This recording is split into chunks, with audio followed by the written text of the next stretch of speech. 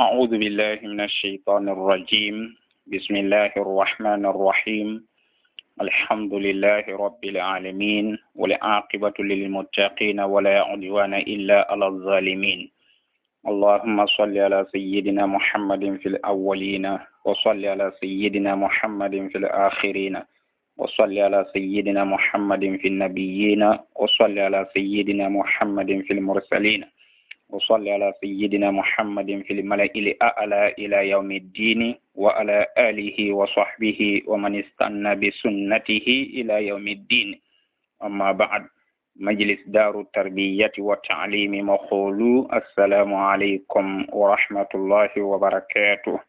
Natanga nyinin kola ni nala tento kola ni nasalo kila mana badin kila ni mume bema kafrila dunke kendol ni la saibe kendol ni bulano mala kendol ma sila koyoto katabula konti bo lumma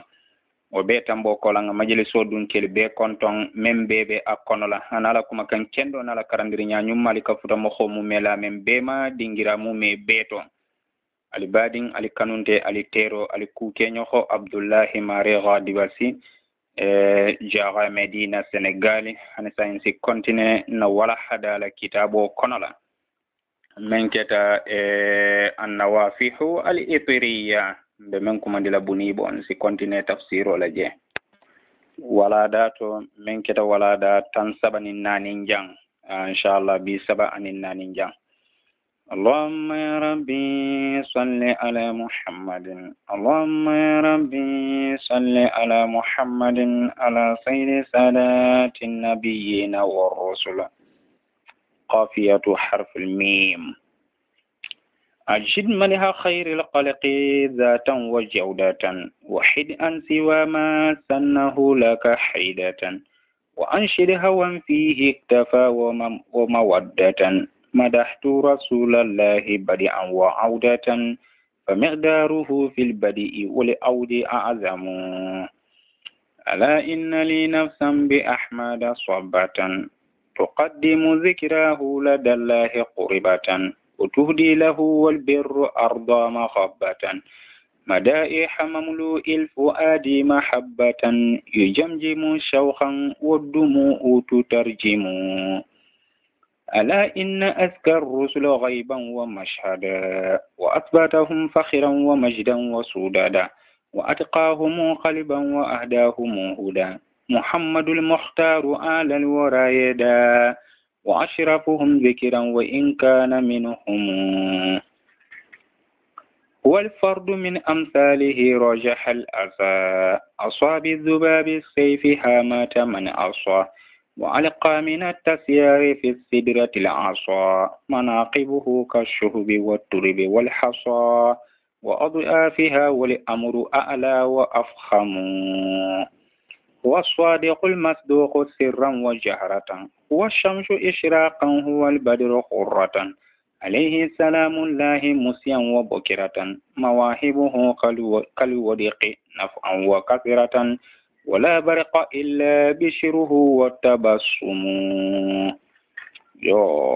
سلو جانا كونتيني تفسيرو لا. قافية حرف الميم لما تكلم في حرف اللام في مدحه عليه الصلاة والسلام. برين تيمبو منا شيخ كرم خبا من كتا شيخ الفجاج رحمه الله تعالى برا كمتا لام حرف وكونلا kila ba tento to kisini nema be kila mema shar'a yatakallamu fi harfil mim bisana'i ala nabiyil karim adunta abe kumala mimu harfo fanan kono la sanyin tentrola annabi mobama mengala be bunyari annabi mo mengala be bunyari mbake wa ajada fi dhalika wa atina bi kauni sana'i alayhi wasilatan min Allah lidhalika شمر صاعده وضمر طرفه إلى حصول ما سيجد جزاءه عند الله موجودا. yo biru wakada doron anatana nyinyandiro ke bake kila wotentoto anatana siyandiri ke bake kila tento kamala li kauni sana alayhi tento kamala kila bama wasila toti kabo alala yala ndanti mensi mo sindino alla fonnin sira nala ma koyro kan kata ala kan akole sabula bitana tana ala don kabulo selendi fabulu kangalito anata la sundin kono mormoro anate toben doron kuma be menno ma hanfo kata fen soto ma abe men sara tarala aratala ya soto fenti inshallah wa ajada fi dhalika wa amara kullu man yaqdiru an yajida qailan an atenatana nyinyandiro ke kila wo tentol lelila kila o tentol kono la kan nyandiro ke je bake anatana momo ni ite ba nola kebe kila tentula anatana wo mo kholi fanal be ya mari puru isi nyandiro ke kila tentola adun tabitun abole bangela ajid nyandiro ke madi ha khairil khaliqi datin be fasmante ba tentola zatan jato al haqiqo la wa jawdatan anala fonnin sireyala ni be kila tentula ake si tenturo nyinyandi kila jato ya kuma ma nyinya kuma nyala membe nyinyari akana ke dana tambiti akana ke falikulu tenturoti yo katun kila atara mudafin be fasmanteti kila riya mo khani wotto malibe annabi mani wotto malibe dafen be danyala nin daji gola kila le tambita bela woto kila la fonnin sira fanan yesiwo fanam kisi kila tento ala fonnin sire ya la barkana dana tambi wahid akwai simmila wala mi gajenge an siwa ma kabo fentano ma sannahu kila gamen sunna gange ya la kai ite yan haidatan milo fanfanna wala mu jenge nya fanna wala mi kana bara fenna fo kila gamen sunna gange ya ite yan gamen sariya gange ya iyan isi bula wonoma e khabara wala شيخ الفجاج خي امر ولا لا دي وحيد ان سوى ما صنه لك حيدا يسي جنگي خميلا كبو فن تانوما كلا خم من سنة جنگي ولا مو كلا لا سنة تانو يسي فنجام فندي ولا يسي فنجام فندي ولا يخبولا فن نوما كلا من سنة جنگي انا من سريان جنگي اين alako ma atakum ar-rasul fakhudhuhu wa ma nahakum anhu fantahu yo wasabla shaykhul fajaji fananga yamaro ke wala de wa anshid akoy siddon kilo la wala musugu woti hawan kano sabula fihi kila bala kunyato iktafa osi wasa wa mawaddatan anin kano tugun ay si sugu wala kila la kuoto kano kamala wasike semberam bati aske kuul timmandiram bati asi wasa kano fanfanna madatu rasulullahi akun alla kila tentu badi am folo dingirato wala tenturo folo dingirato wa audatan anin tenturo sajin kan dingirato fa miqdaruhu kila ba darajo fil badi tenturo folo dingirato ajamu wala warata wala audi anin tenturo sajin kan dingirato ajamu wala warata katambi tenturo to malmo me bela be ko kila darajo na tenturo foloto na tenturo damuta dula ani na tenturo sajin kan kila darajo le warata katamba bela intela tenturo folo man futano kila darajo dandula ma na tenturo sajin kandiro fanan am ka repeat amam futa kila darajo dandula ma ala tonya inna nafsan konniyo li wala bente yen ni le bente yen sobbatan niyo men kira kan golen na bati bi ahmadu bala kila to holmo ahmadu ti annabillahi isa la nyakhlindiro la alquran to men nata je bashiran bi rasulin yati min badi ismuhu ahmadu goto kila lomo tuqaddimu akoniyo nyimbe tambindiro kela zikirahu kila ba fin konna ladallahi ala taala ya mawadda khuribatan suti anyokhyala wala mu ala batoti abe watammindila niyo bo tammindila ala ya wotuhudi niyo be diro kela lahu kila bayen wal birru aninyinya barulu arda maghabbatan men laban keta dunya fenti baro men ala laban be tenturing alaban dunyo be kiringala askaya khairat madaiha mamlu ilf wadi wala musonda me fa mo khola tenturolu la mahabbatan kanola wala musonda me men ala be farin tepu kanola yo doliko wa madaiha jang askeno le tuhdila maf'uloti tuhdila maf'ulo askewoti nana ta takhmisola yo doli ko mansubo la mudoron membe no honni je wala ma aani ani dole ko wala be no honni njeedoro yo janjimo akabe koyro kela wala mo dukuro wala mo kakumo fo memma senia bake dole ko koyro dole ko dukuro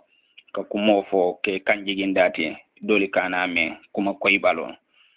akabe koyro kela wala mabe dukuri kela shawkhan kan golen kammala wodumu nyaajiyo tutarjimu wala be akanna sohla abe ko nyaajiyo la bon wala be ko koyndila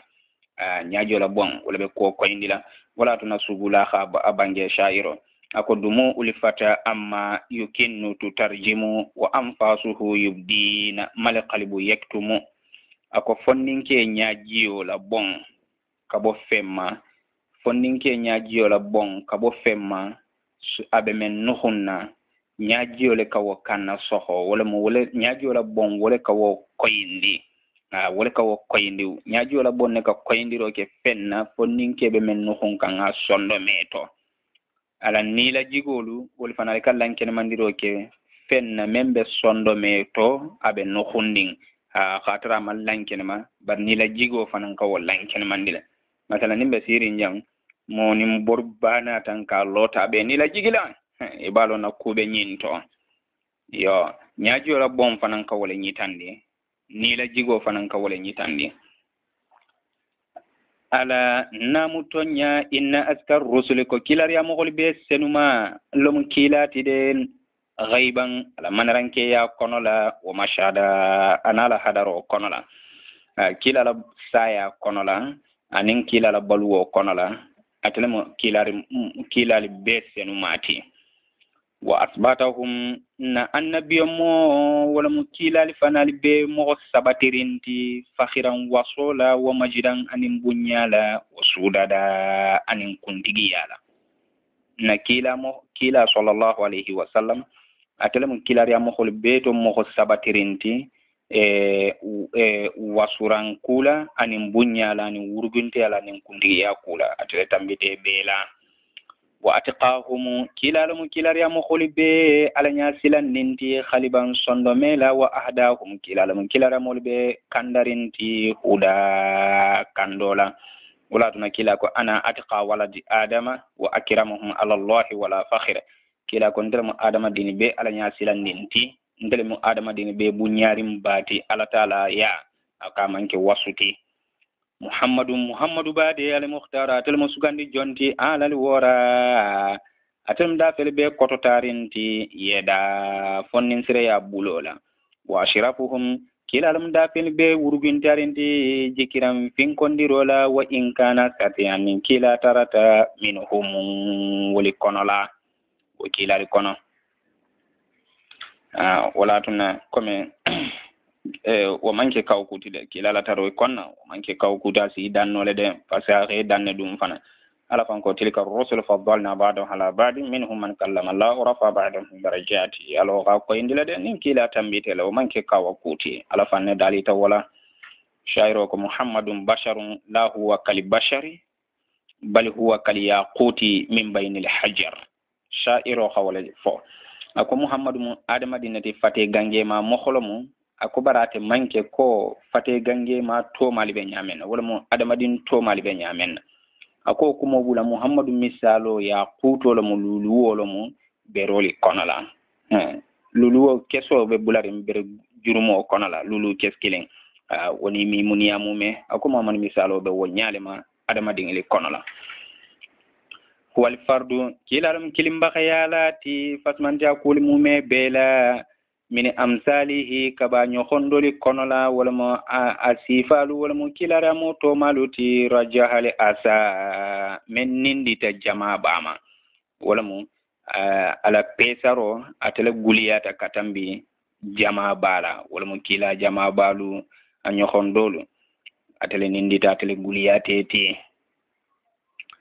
aswa kila kunturo ke be dubabi seyfi fanda dima la hamata man moko kun kolola aswa menga alala yamaro soso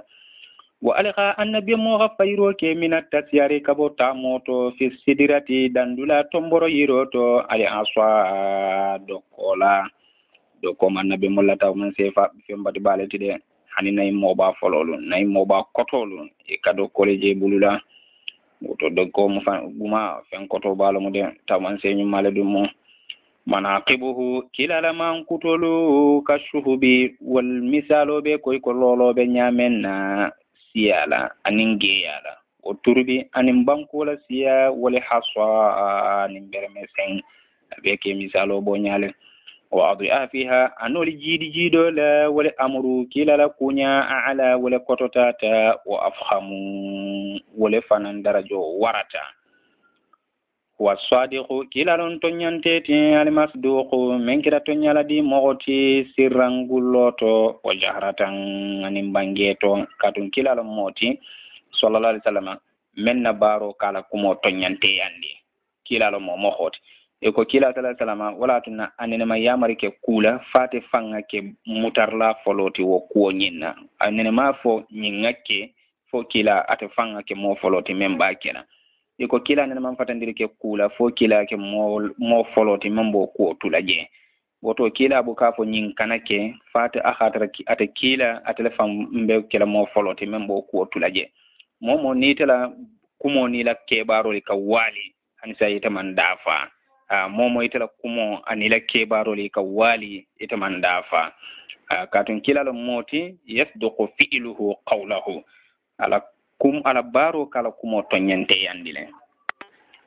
wa shamsun kila la mutilo tiya misalo ishiraqan jeyala wal badru kila la mukaroti uratan jeyala misalo be wonyale made salamullahi altala kiso alayhi abakila ba ma musiyan wularoto wa bukiratan nin somanda abe ko watin ta khirkhirngala ni wati fula ko natin do bar wata nte khere ngala be ko salatu nin salamo abe kila male doron mawahibuhu kila la sori fengelu kal wodi kila la sorolu kal wodi qi misalo be ko sanji wa mi babe nyamen nafu amuna fanna wa kasiratan anin siyala wala barika al halatu sangele sinde illa bishiruhu o kila la nyato dia doron wa tabassumu anin munyo la hulikafu bulutego be kila bayan tahmi wo be bonna kali haya e ko sanjo be nyamen nal mutadaffiqi menna bon kita nyor lati la kunnusihu konoto dia be kila bayan konoto dia kun be kila yahdi abe mol kannandila kali abi e ko wulula fa be nyamen al mutaraffiqi men kita hinnala bati ajallu ibadillahi kilalamu ala taala jongli be bunyarim bati qadiran darajola wa atliqi kumola bula akia kumola bula de shewul fajaji ke kumola bula wa atliqi alqawla bi ajamiyatihi li jami' ibadillahi wa la tuqayyid bi ahadin minhum wa la nastatna li ahadan ake ko kumola bula de kana kumo gada kumola bula kilala bunya gange yala ala jongol mume be e kana gadaro ke mo kilin na wolda jongol be kono la kana mo kilin negela dum e kana fo kila le bunyata kila le mo ala jongol be bunyari mbati na manke kari leti ani e kana kumo gada ake ko kumo la bula maalihi kilala kotota kuwolu latusa emi woli kontino ka yiriga birasmin kitabla safari la o mantiki anin kumanenna damiya yirigano kitabu miya yirigano katun ko iko womu alala nemo do leliti kilala womu alala nemo leliti ala dun ko wa inta uddu ni'matallahi la tuhsuha ولو لم يغب كفن hannin akatar bulo man turike ali adda kontirola wala famu aninda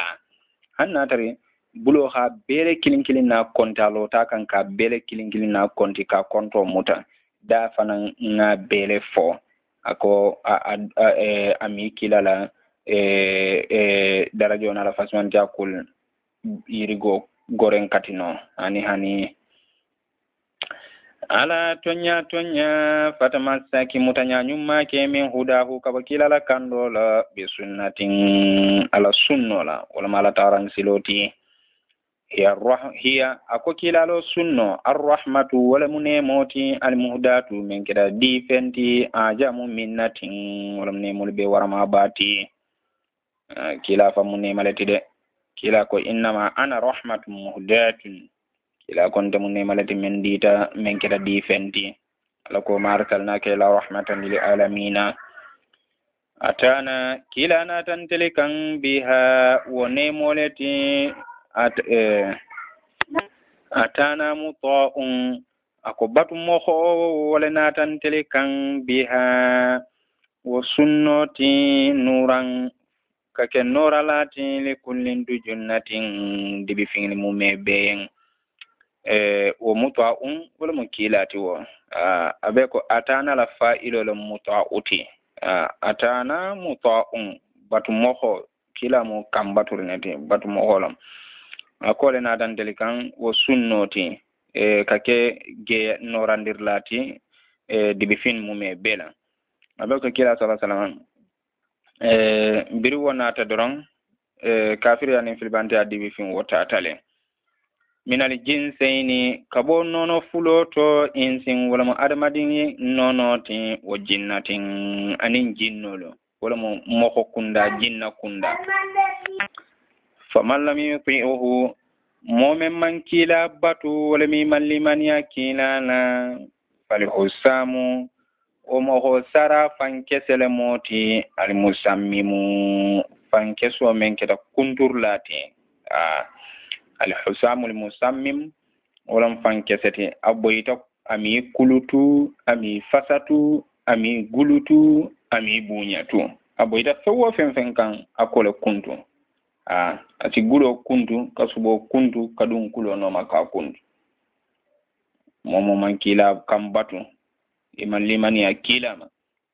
ko fanke sole bete te sara mole tal khiyama lolun zinin duniya jang ni la sorota si beto ni man nazara bil akhirah ala sa beto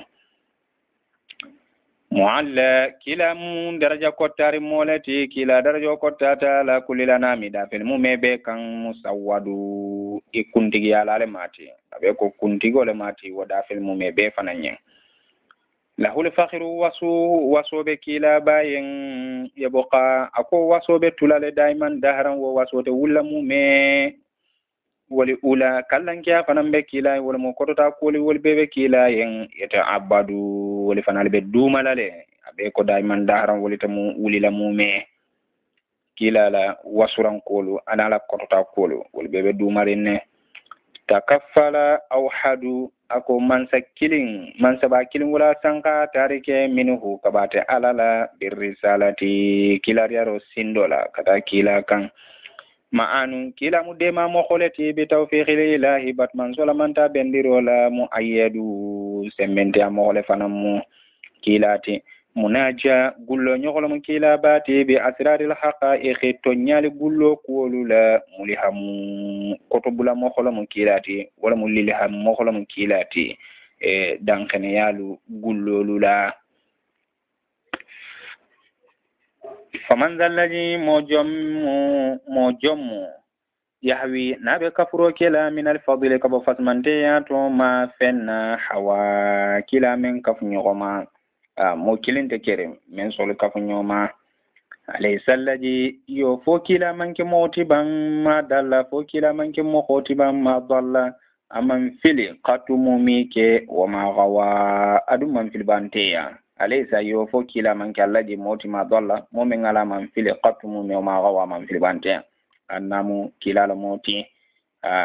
kila sallallahu alaihi wasallam ma dalla qatu wa ma gawa kila man fili adum man fil bante adum fanan وتمكن كلا ما فات بالأفق بغلت على بو من بكرتار واستوى سبتي تجين إيكو الأفق الأعلى جان ولم أبي منه ما جو ولم سانفة ورولوتي السماوات السبع المراد بالأفق الأعلى السماوات السبع أبي منه كان جان ولم موتي كلا لا سودة سينما munazzahu asraril fuadi ako sondome gullo seniya mogolo mukilati anil hawa kaboni dia kulima lizalika kilalo sondome la seni gullo seniya kamala wala sabula lam yulaq ma sammu junubi kilimandeng bihi kilabala qatu mumeke hani kila sallallahu alaihi wasallam comme senna ali yo khafilla almala dunya la makam tan nabi moma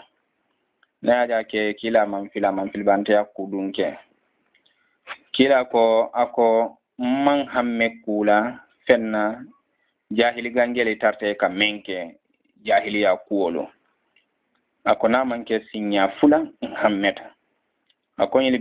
baru nyin sinya fulo fenfen ako bari mi abara de mi ala soto ako ning hammeta ala hanfon dada ala ka dun nin akuo tema nteni wo kuo tema lafta men ala ka dun na tema ako asaita biru wo fulo fanan tambita manna hamme ku jawla hanfo ala kambunya ala kilari yaro la hodinna wole mumunti kila ko lundo sotota suto dole sotota ako ani momen ka kantaroke ani akantar nyoho ako kambani ndinneyen akaye sinna be xangali jibe nye akaye sinna be xangali jibe nye mbeta makka nga sumunje jankol ko sumun wala mo suto kacate nga sumunje komen fonnin keri kake nyamen kambano de kata sumun nyamen na dulato ako bitum fonnin kenyin akantar nyoko wa hala be xangali jibe akate fundita wonyala tata hanfa dunta makka bira dunta korda folo konna lu folo na dunta je aka tantan goskamme ninte lain sa jamano ani miski kuma kan e ko mañota dole be je dole be mañota la tato atulo ho makamme bara dunto lu folo mento atata ako birate tata futata doron bira asigita abe jibero ke kandoron wono leto asita ala khasi no hondi abe ko ala khasi no hondi amman kuninge kata fotilo la gando wala ha maka birintilo lo tilo botale wan waran fotilo gandita wo gando ni wala ha balo gandidra prigis awulita aka sagita awulita haju menna ama wojara komen kambania tulon ama na wo sotonno ako asagita koteke wonyo hon sifale kan hammende hanfa kan bondi ntata koteke nyimmen ngan soto nyim foloto wonyo hon ngan soto ako muruta man haju jara soto ako na manke insinya fuloti nene man hamme kula jahilul tunka menke wala tunake ko alaysa allaji ma dalla qatu wa ma gawa ya lidhalika lam ya'laq bihi qatu ma sam ya munazzahu asraril fuadi anil hawa lidhalika lam ya'laq bihi qatu ma sam continue hudahu kila bala kando fala yadkhuluka shakun sika kana dunyeni wote made huwal huda wala mo kando tide kila ni menna to mute bultan nin fulola wala mo kando tide siko kana dunye bulla woto de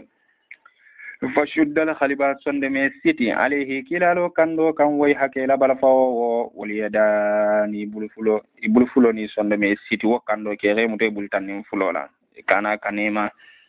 yuhalliska ako kila basi kisini minhu kabo halaki kuolima ha huna nin dunya kono jang wakaja goda sinin fanan bonyale wala mala qiyama lolun sinin baliyun banna balu kila bati bi in qadni badi joni kisin dola min arwada kabo halagoto wa khadi zuhri fati adinu akira dumo arjanno masitindi wala mo jannatu adini iha masitindi ka parendi wa ujjati jahannamu mana أذن الله منها بحرمة صاحب اللواء والحوض الملان تنغ جهنم وما برجنات أدن الملان ناتل بيدن وقنلا وكل أكو جو جند من الإنسان على يامر سوسو سابلا والمكبر يامر سوسو كوتو تحت تقية أبيب سلان كتلا جو جن على يامر سوسو سابلا أبتر سلان كتلا wal mustafa ako barna manke sugandi jon doron neti wala mo muhammadul mukhtar na man ko doron neti min baynihim alalo jongoli tema bi maziyatin fasmante ya sabula ala ka men diyala wolunto wala mala shafatul kubra bati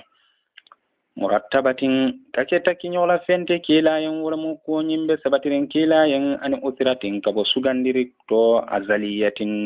membe gandin ke yarin makanatu rasulillahi alala kila darajo khairu khafiyatin wa man kanuhum fentide kila darajo wa man nuhum mokhoma men hakilo be kisirin hakile kisirin mokholu kila darajo la kotota wa man nuhum moma ba hakile jangarrinu hakil lamfurinu kila darajo abe nuhum din wolima wa sayyiduhum wa hadha almuhabbu akoyin kanu moho menjeten sayyiduhum atlemu jongoli be kuntigoti kumola bulo kande e kana non fanan gada wa sayyiduhum hadha almuhabbu akoyin kanu moho menje atlemu dafin jongoli be kuntigoti alali itilaq bi ghairi qaidin kumola bulo la manke kuma gada tide almukarramu jommen ala be bunyarin bake wala mo kanu mo hoti men ngala be bunyarin hanati kullu ayatin annabi mu yatagu man selimu me be famma jigita li ayatihi kila baraka wa qulin minhum kabo kila ya mo kholito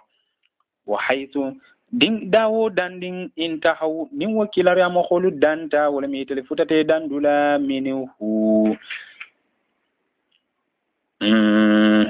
wala mi telefutata dandula kila haysu dawoda intahunin kilalu danda wala mi telefutata fe dandula minhu kabelo dandingira to ihtada kila ba ntella annabi mo ba men kila muhammad sallallahu alaihi wasallam wasi kanda bibidayatin la folorole la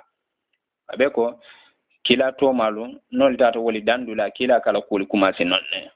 ko mi ala bayti do akoy ko bidayatuhu lil mursalina nihaya amiran tambitala koma fo buhi bo konnon ban bidayatu lil mursalina nihaya ya kholefe ako kila bidayatuhu kila follow dingira lil mursalina kila ramo kholi nihaya wala mo dandulati wala mo dandulati kila liyen kila ka kuma sidamen kila ramo to mal wal dandulabe non ko kammala li anna ibrahima kana akhir sha'anihi ru'yatan wa budi an-nabiy sallallahu alaihi wasallam bir ru'ya ko katu annabi la ibrahima alayhi salam atala kunya laban keta siboleti comme ala sibondi ka jerindi comme ka ya maria din kante gola siboto yo kila dun ntella nabi mo ba sallallahu alaihi wasallam yo hakuli kuma sindi atela sibo kende jelela ar-ru'ya salihah walla kumo koto kila mo kila ya to mal mo me be labanti tembo men kila mo me be sinto banta e be banta ferem kila atenata nala kuma sirki ala annabi mo yala nin kila riyari yala katate kola kila kotente nala annabi mo kotente nala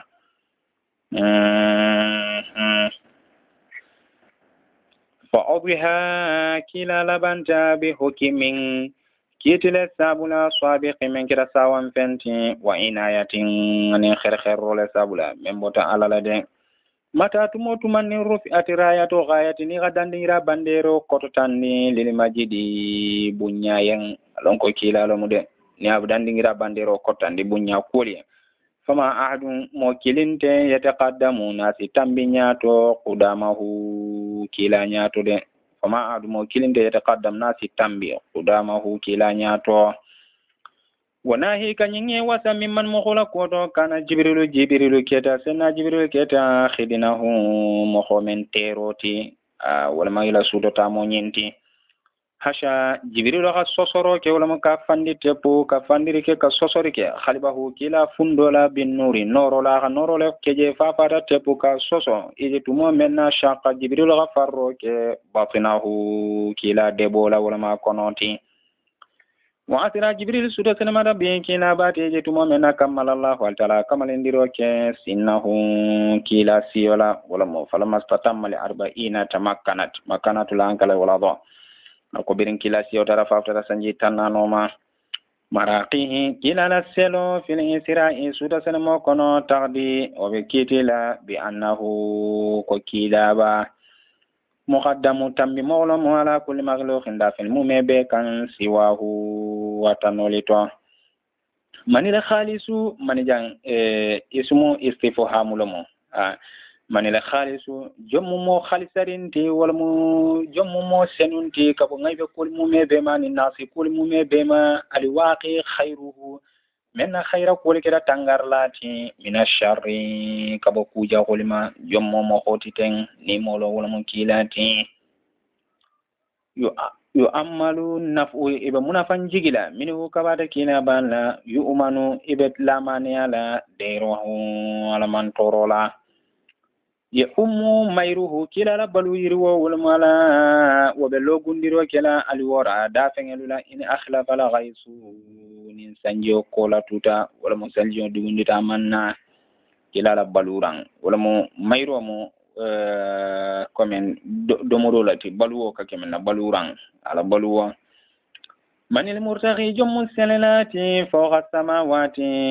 samfarolo santo ghayruhu watanolito hani ni ko nyinin kende mo kilen soton nawo wa man zalimu naja jommu gullo nyokoti wal bariyatu ala to tuman da fengelu nuwamu ibesi nokorin jommoti hani ko kiskisi nyawo nyemi mo soton no wali fanale konolo zakatinaru ashwaghin tilakanu golengen kimalu manatan tilakanu golengelu kima manata ilayhi kada kila bakan wa ma khabati wa kima mandubeng walima munsabulala ni wa kimante manala wali nafsin ni lebente yen abati niore ban ne mume siwa hubbihi namanke kila bakano damanne وتعجيمه كلاب لبنيا في العالم كلاب بنيا في العالم دافن الكونولا الأولي دافن ملبي كورتارين قد ثبتي وثبتتا ولم سنفتورلو دافن لتي ملائكة السبعين سنفتورلو ملائكولو الطباقي سنفتورلو من كلا بلفنتي تعهبتي والبيخي تبنكي پاري أي بيخي تبنك پارندروكي لإسرائه كلا بالا سوتو سنموين كلهم ملايكو كلين ناو موميبي يسلمو أبيبي كنترو بولالا عليه كلا باما بيبا فلا السلام عليك يا محمد السلام عليك يا محمد هم ko samfatoro malaikolu qadaru ikhabunyari ke lil mustafa sugande jonyen haqqa qadrihi abunyaro haqqola abunya be haqiqola wa qamu wa samfatoro malaikoli lota lahu kilaba yam bil haqi to nyalole lade amanke batre ani wuliya loti ay ikasenu male min farde birrihi kabala nyinya fardo to wa jibrilu ako jibrilu de adirahum wala mo malaikol be londinti be tasisi amrihi kilala kunyalla silaganje ala madahu kilaba dandingira qasiyun be jamfarin allah wahid ghayrihi kabatanul nyala jeroma وليس سلم سلن دانته إلى الشمس كتا تلوما المنيرتي تلوما على بنور رنده أكوتو كلا فننكو مثالو بونيا لما ولما تمومنا يصفه ربه كلا بمارغو غسوغني من عباده كبار جوني كنلا وطهره أكلا سنيني في ذاته جاتوتو واعتقاده أنا لتفندوتو كلا فتاغا سنيني كلا لمن يغابي سنيني له وجرده أكلا باورا سيفا ككفانتي لفته بلاده على بانكولي لوين مها نور ولاده كلا لمغو نور غبر غروك ولمو كلا لولو نور غبر غروك ظلم الإشراك فلك فنديا دي بفينا ولا عجب أكوني منك كاوكوتي ولمو كاوكو من تروتو دي فالليل سوتو يهزم وستغى بالصبح يهزم إسو تغني بالصبح صباح ولا ينغو سابولا نندي بوبي دونين سوتو بكيرين baraji bedeni subawo farta wati menna o suuto jonka fa jonka la tata minto yo abe onyalema kafiriya fanan dibi fin mbonyale da aka kototale kata kilala noro sabula takannafahu istina'uhu ala sugandiro walla mininta kilala min zil jalali kabo kallanke ya mansoya wala mo bunya manso kabo bunya manso ya wala mo kallanke ya manso altala zaka kila beseniyarin fa zakati afaluhu ala barul bebe seniyarin wa tiba'uhu wana dajigolu fama shabba kila man megen hatam taddaba'uhu wan faga bulo saba fil fadli fasmante yato ba'o wala bulu fulo wampintita manaruhu dan ala kando noro yahdi shu'a'uhu wa gabe kannandiro kela ala quluba sondo melula ida lam talu shamsun nin kilimal lankenema walam tabdu anjumu lolol fana lage yami lankenema de tilo mambalumbe minayo tata kering alon ko lun suto korosi bake lolol fana lankenema geyante lankenema la mume